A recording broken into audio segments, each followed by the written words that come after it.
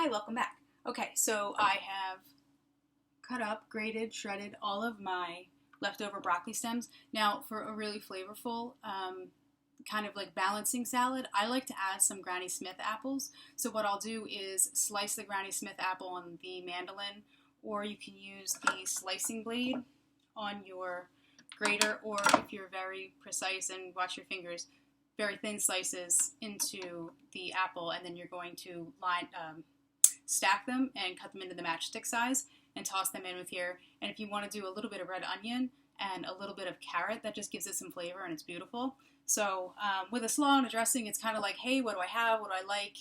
It's not super, super precise. A lot of these dressings call for mayonnaise, which is really not healthy for you. So I like to sub out a lot of Greek yogurt where I can. So for this recipe, I'm going to do 2 loose tablespoons of mayo. And I'm going to add to that 2 generous tablespoons of Greek yogurt. And actually, I don't like to waste things, so I'm going to go ahead and use my tiny rubber scraper to try to work all of that off of there so none of it's wasted. And I'll fuss with that later.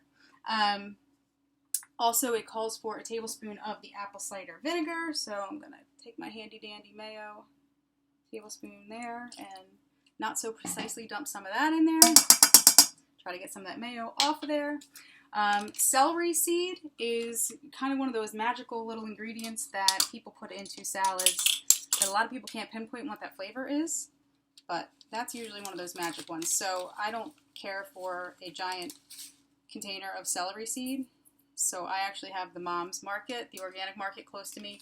And what's nice about that is you can go in there and they have in bulk all of the different seasonings and spices that you might want. And you can just portion out as much as you need so you're not spending $5 on a big jar of spice that's going to go yuck by the time you eat it anyway. It also calls for some of that acid to break down the fibrous material.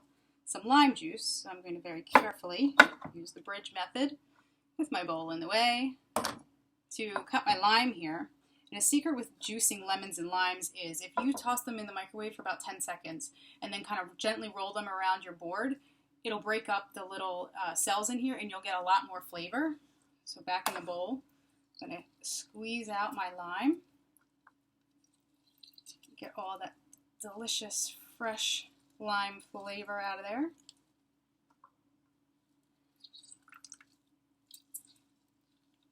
And then, as much as I hate processed sugar, it does call for a bit of the processed sugar. Got that. So I will grab a tablespoon of this awful stuff called white sugar. It does balance out the flavors though, so you can't really argue with it much. So here I have all of my sauce, my juice, and I'm going to go ahead and whisk that together and break up all the clumps in my Greek yogurt and just kind of incorporate all those flavors really well.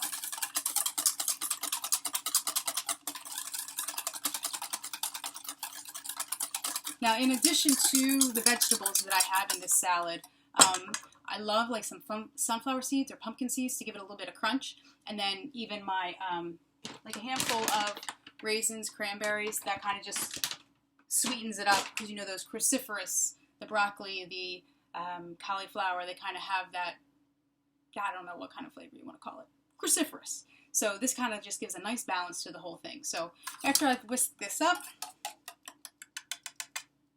I used about half of my dressing. This is only part of the broccoli that I did. I just wanted to show you for a demo. I'm going to go ahead in here and just kind of give it a little stir. Maybe I'll add a little more dressing if I find that I need it, but it's important that you go in there and try to incorporate some of that dressing first and then add more if you're going to need it. I hope you're not like me and make giant messes in your kitchen like I do. I wish I had a cleaning crew like all the famous TV chefs that come around and do all my dishes and sweep my floors. But you have a pretty nice consistency right here. So once we sign off, I will go ahead and add it. Actually, maybe I'll do it now. Nice little handful of the craisins in here. And you want to let this soak. So this isn't going to be ready to eat right away. You want to let those flavors kind of develop and break down some of the fibers and allow the cranberries and everything to soak up some of those juices. Toss it in the fridge a couple hours, and then it's a nice healthy snack with basically scraps that you were going to throw away. So give it a try.